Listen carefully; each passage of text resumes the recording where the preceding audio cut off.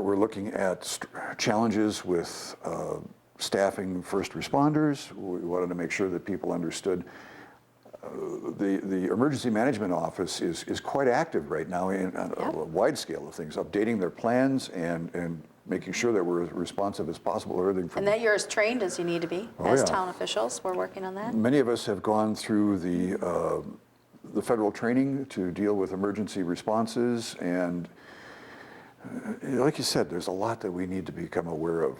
It was great at the last Towns Association meeting to just have the Director of Emergency Management standing there and handing out the file folders to each municipality with their specific information inside, and then also to be delivering between that meeting and Election Day the information for us to have at every voting location in our hinterlands, as I call it, about the community alert system, our emergency notification system, and then also about trying to recruit first responders to continue to build our first line of response across the county for you know, when somebody needs to call, say, for an ambulance, these first responders are there, and they're the ones that save lives far more often than any ambulance ever.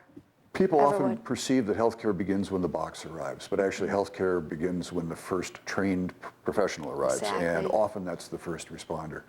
Often unheralded, and we're struggling to make sure that we have enough, particularly as the population ages.